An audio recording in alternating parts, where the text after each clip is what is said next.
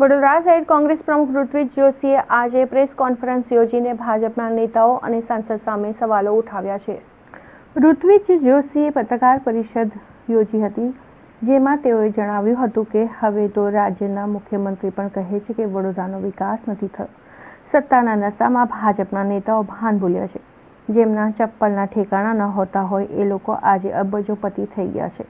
થોડા દિવસ પહેલા રાજ્યના મુખ્યમંત્રીએ વડોદરામાં કહ્યું કે વડોદરાનો વિકાસ કેમ અટકી ગયો છે અને વડોદરા વિકાસમાં કેમ પાછળ પડી ગયું છે। આ ઉપરાંત 2 દિવસ પહેલા ભાજપના પ્રદેશ પ્રમુખની હાજરીમાં એક સરપંચે ગામના સ્કૂલ ક્યારે બનશે તેવો સવાલ ઉઠાવ્યો હતો।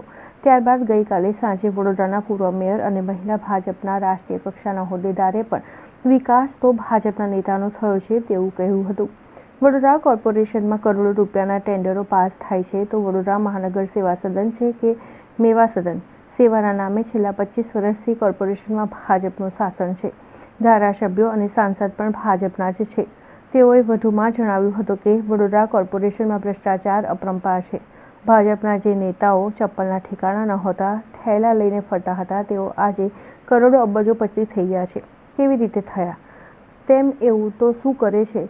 તમે ભ્રષ્ટાચાર કર્યો છે અને વડોદરાની જનતાને વિનંતી છે કે હવે તમે જાગો। વડોદરાની પ્રજા શાણી છે અને આ વખતે આ લોકોને પરચો બતાવશે। પૂર્વ દેશના પ્રધાનમંત્રી 2014માં આ વડોદરા શહેરે ખોબે ખોબા ભરીને વોટ આપ્યા ત્યારે મોદી સાહેબે કીધેલું હર નલ મેં જલ આયેગા। સાહેબ, વડોદરા શહેરમાં 2 ટાઈમ પીવાનું ચોખ્ખું પાણી નથી મળતું। લખોટી ગબડે એવા રોડ બનાવીશું, માણસો લખોટીની જેમ ઉછળે એવા રોડ બનાવ્યા। આ વડોદરા શહેર મહારાજા સયાજીરાવ ગાયકવાડનું વડોદરા, એને આ લોકોએ નામ આપ્યું ખાડોદરા, અને હવે તો વડોદરા મહાનગર સેવા સદન નહીં પરંતુ મેવા સદન થઈ ગયું છે। ભ્રષ્ટાચાર અપરંપાર છે।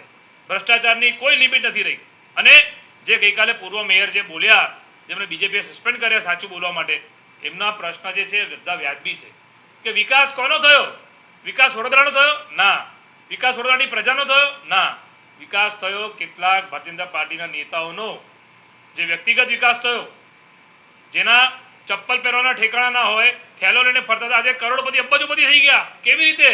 એવું તો તમારી પાસે શું અલાદીનનો જાદુઈ ચિરાગ આવી ગયો? બતાવો પ્રજાને કે તમે એવો શું કામ ધંધો કરો છો।